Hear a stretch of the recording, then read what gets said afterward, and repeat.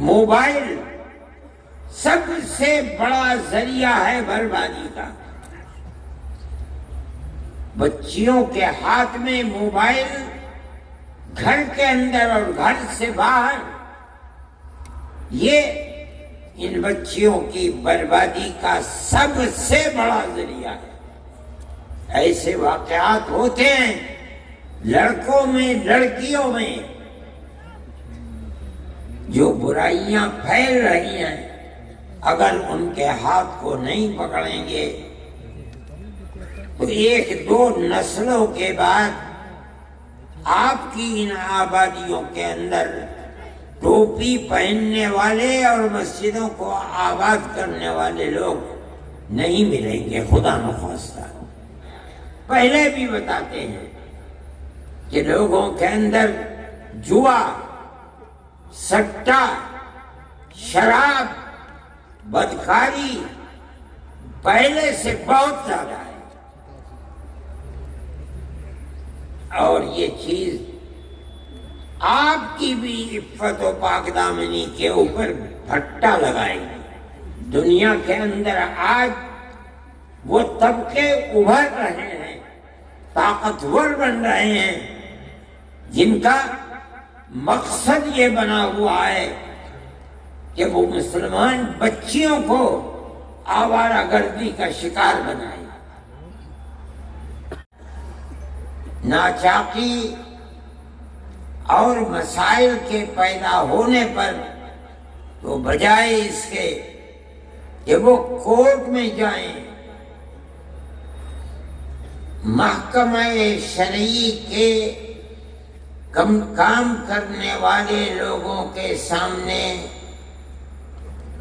اپنی تحریر دیں گے کہ ہمارے اختلافات ہیں، ہم آپ کو حکم بناتے ہیں اور آپ جو فیصلہ کریں گے ہمیں منظور ہوگا، ان کو حکم بنا کر سالس کے طریقے کے اوپر رکھیں، معاملات کو رکھیں، اور وہ اللہ کو اپنے سامنے حاضر و ناظر سمجھ کر بغیر کسی روح رعایت کے قرآن و حدیث کو اپنے سامنے رکھ کر اس کے مطابق فیصلہ دیں۔ یہ ضروری ہے آپ اس چیز کو سمجھیں کہ عدالتی نظام ساری دنیا کے اندر رائج ہے۔ آپ اگر حکم اور حاکم بن کر بیٹھیں گے تو آپ کے خلاف مقدمے ہوں گے، آپ ہار جائیں گے، آپ کا نظام بند ہو جائے گا۔ اگر آپ کسی چیز کو چلا سکتے ہیں تو اس کی صرف ایک ہی صورت ہے کہ آپ محکمہ شرعیہ چلانے والوں کو سالس بنائیں اور یہ کہیں کہ ہمارا جھگڑا ہے، ہم آپ کے سامنے پیش کرتے ہیں، آپ ہمارے جھگڑے کے درمیان میں فیصلہ فرما دیں۔ اس تحریر کے بعد جس پر دونوں فریقوں کے دستخط ہوں گے، یہ چیز چلے گی، بجائے اس کے کہ آپ لاکھوں اور کروڑوں روپیہ عدالتوں کی نظر کر دیں، فقیر بن جائیں، زمینیں بک جائیں۔ یہ بہت آسان چیز ہے کہ جس کو مثل مشہور ہے کہ ہلدی لگی نہ پھٹکری اور رنگ آیا چوکھا، اس طریقے پر آپ کام کر سکیں گے۔ لیکن میں حضرت مولانا سے عرض کرتا ہوں کہ جو حکم بنیں گے، سالس بنیں گے، وہ مدرسوں کے پڑھانے والے لوگ ہوں گے۔ یہ ایک دوسرا موضوع ہے کہ دو آدمیوں کے درمیان میں دونوں کے بیانات لینا ان بیانات کو لے کر کے پھر آپس میں ہو سکتا ہے ضرورت جرح کی پڑ جائے، اس کی بنیاد کے اوپر ہو سکتا ہے گواہوں کی ضرورت پڑے، فیصلہ کرنے کے لیے وہ طریقہ جو عدالتوں کے اندر چلتا ہے سمجھنے کے لیے ٹریننگ کی ضرورت ہے۔ میں ان حضرات سے مولانا سے میں نے منصور پوری سے مولانا سلمان صاحب منصور پوری سے میں نے کہا تھا کہ حضرت مولانا جب متعین کر دیں کہ اس جگہ یہ، اس جگہ یہ، اس جگہ یہ، ان کو 1 2 3 4 دن کے لیے بلاؤ، جو لوگ طریقہ جانتے ہیں ان کی ٹریننگ کریں، انہیں بتائیں، تاکہ فریقین میں کسی کو اپنے دل میں یہ حسرت نہ رہے کہ معاملہ صاف نہیں ہوا اور ہم اپنے دلائل پیش نہیں کر سکے، یا ہم نے پیش کیے انہیں قبول نہیں کیا جا سکا۔ ہر چیز تحریر میں لے آنی چاہیے۔ میں یہ سمجھتا ہوں کہ اگر اس مسئلے کو اس انداز پر کیا گیا اور یہ حضرات تیار ہیں، 1 دن کے لیے، 2 دن کے لیے، 3 دن کے لیے آپ بھیجئے، اس میں جس چیز کی ضرورت ہوگی یہ فقیر بھی اس میں پوری طرح مدد کرے گا۔ اگر اور حضرات کو، ٹریننگ دینے والوں کو بلایا گیا تو میں اس سلسلے میں ان سے گزارش کروں گا کہ وہ آئیں اور آ کر ان حضرات کی ٹریننگ کو مکمل کریں، چاہے 1 مرتبہ، چاہے سال میں 2 مرتبہ، جب ضرورت پڑے انشاءاللہ میں اور یہ حضرات آپ کی مدد کریں گے۔ دوسری چیز میں یہ کہنا چاہتا تھا کہ امانت شرعیہ کا کام صرف یہی نہیں ہے کہ شوہر اور بیوی کے جھگڑوں کو نمٹائے، نہیں، اس کے علاوہ ہمارے اور آپ کے معاشرے میں، ہمارے جوانوں کے اندر، لڑکوں میں، لڑکیوں میں جو برائیاں پھیل رہی ہیں، اگر ان پر قدغن نہ لگائی گئی، ان کو جمع نہ کیا گیا، اور جہاں بھی علماء ہیں، جس گاؤں میں ہیں، جس شہر میں ہیں، جس محلے میں ہیں، اگر ان کے ہاتھ کو نہیں پکڑیں گے تو 1 2 نسلوں کے بعد آپ کی ان آبادیوں کے اندر ٹوپی پہننے والے اور مسجدوں کو آباد کرنے والے لوگ نہیں ملیں گے، خدا نخواستہ۔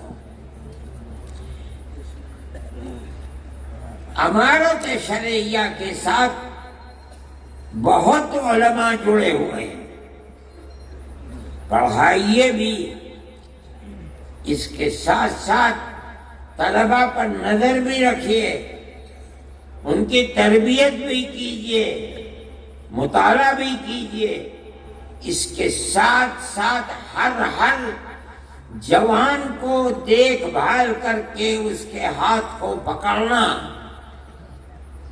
اور اس راستے کو بتانا جو آپ کے آباء و اجداد کا راستہ ہے، علماء کا راستہ ہے،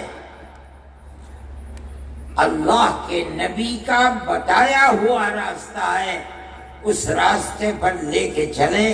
یہ بھی امانت شرعیہ کا ایک بنیادی طریقہ کار ہے، اگر آپ اس کو نہیں اپنائیں گے تو آپ کا کام مکمل نہیں ہے۔ وہ ماں باپ جو اپنے بچے کو دیکھ رہے ہیں کہ وہ راستے سے ہٹا ہوا ہے، علماء کو بتائیں۔ علماء کا یہ فرض ہے کہ جائے، قریب کرے، محبت اور پیار کے ساتھ سمجھائے، اور امر بالمعروف اور نہی عن المنکر کر کے اس کو سیدھے راستے پر لائے۔ یہ فرض ہے۔ مجھ سے لوگوں نے اس سفر میں بھی بتایا، پہلے بھی بتاتے ہیں کہ لوگوں کے اندر جوا، سٹا، شراب، بدکاری پہلے سے بہت زیادہ ہے، اور یہ چیز آپ کی بھی عفت و پاک دامنی کے اوپر پھٹا لگائے گی۔ آپ کے بچے اگر محفوظ نہیں ہیں، لڑکے، یاد رکھیے کہ آپ کی لڑکیاں بھی محفوظ نہیں رہ پائیں گی۔ دنیا کے اندر آج وہ طبقے ابھر رہے ہیں، طاقتور بن رہے ہیں، جن کا مقصد یہ بنا ہوا ہے کہ وہ مسلمان بچیوں کو آوارہ گردی کا شکار بنائیں۔ مخلوط تعلیم اور موبائل سب سے بڑا ذریعہ ہے بربادی کا۔ بچیوں کے ہاتھ میں موبائل، گھر کے اندر اور گھر سے باہر، یہ ان بچیوں کی بربادی کا سب سے بڑا ذریعہ ہے۔ ایسے واقعات ہوتے ہیں کہ بچیاں مخلوط تعلیم کے اندر نہیں ہیں، لڑکیاں لڑکیوں کے اسکول میں ہیں، لڑکے لڑکوں کے اسکول میں ہیں۔ اس کے باوجود ایک تو وہ ٹیچر جو ان لوگوں کے ہاتھ میں ہیں جو ان بچیوں کو برباد کرنا چاہتے ہیں، دوسرے موبائل، انہوں نے اس کے باوجود ان کو برباد کر دیا۔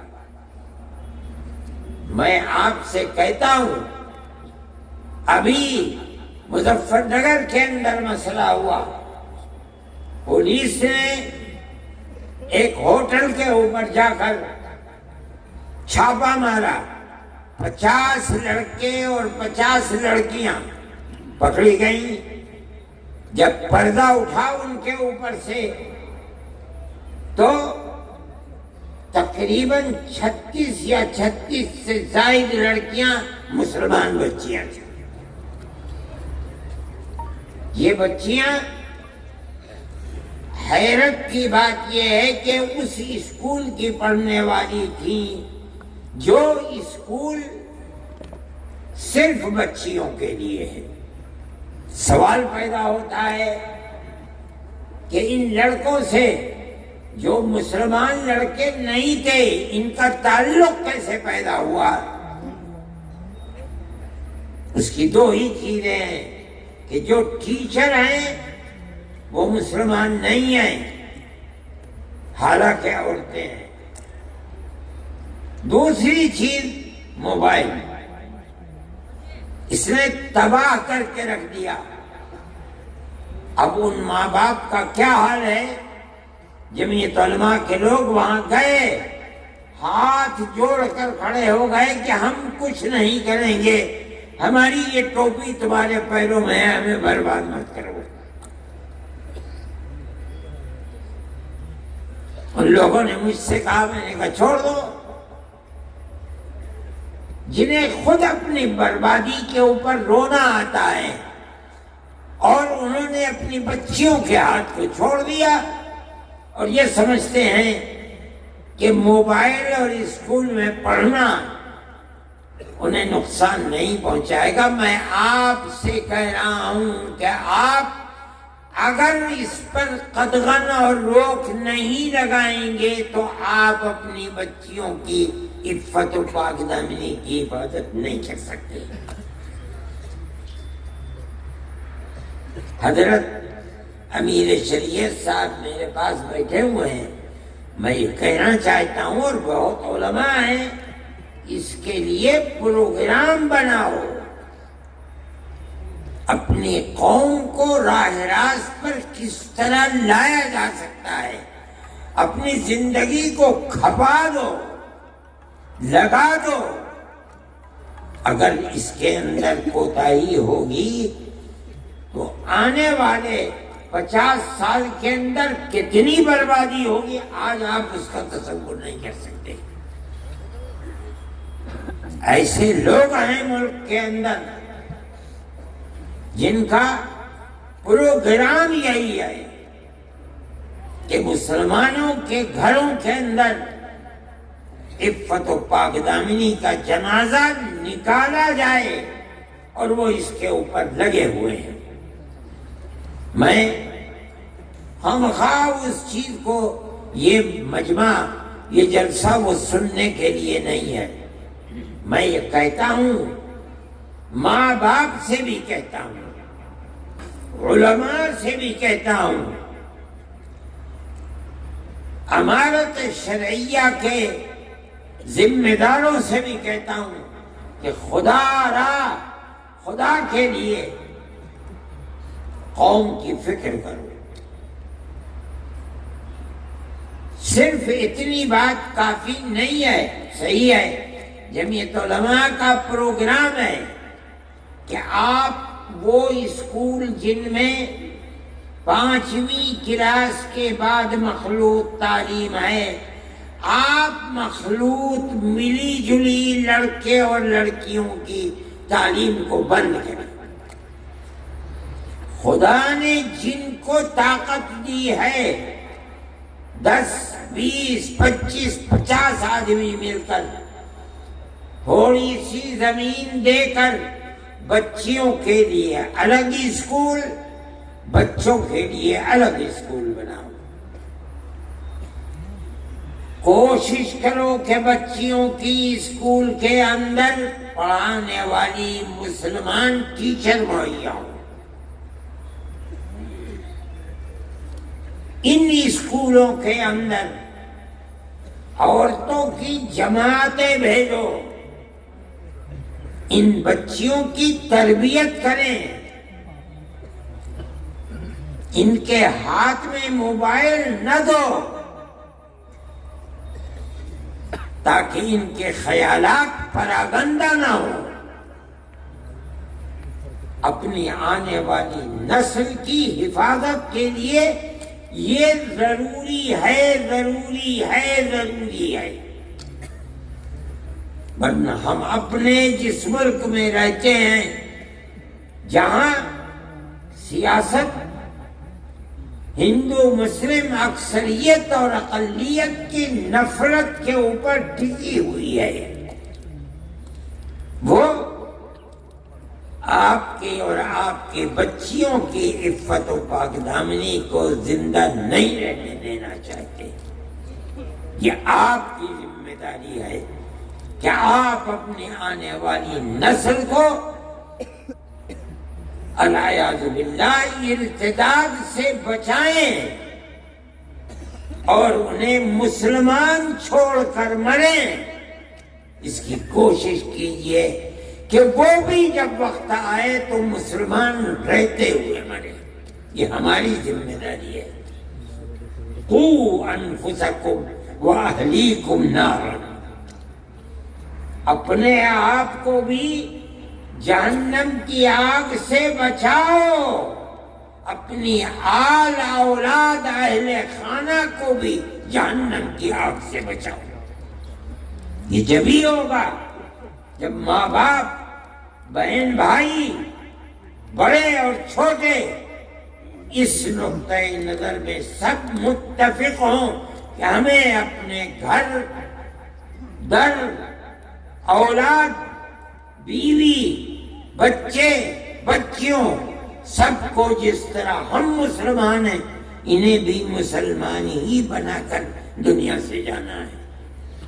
یہ بھی امانت شرعیہ کا پہلو ہے، ضروری ہے. اس لیے آپ حضرات جس ولولے اور جذبے کے ساتھ آئے ہیں، میں آپ سے کہتا ہوں کہ آپسی گھریلو جھگڑے یقیناً ان کا حل ہونا چاہیے. امانت شرعیہ کا پلیٹ فارم اس کے لیے نہایت ضروری ہے، لیکن صرف یہی امانت شرعیہ کا کام ہے اور کچھ نہیں. غلط ہے. میں نے کہا کہ اپنی اور اپنی نسل کی حفاظت یہ کم ضروری نہیں ہے، ضروری ہے اور بہت زیادہ ضروری ہے. میرے بھائی، میں نے تو ان سے یہ کہا تھا کہ میں 10-15 منٹ بولوں گا. اس کے ساتھ ساتھ میں اپنی بات کو ختم کرنے سے پہلے آپ سے کہتا ہوں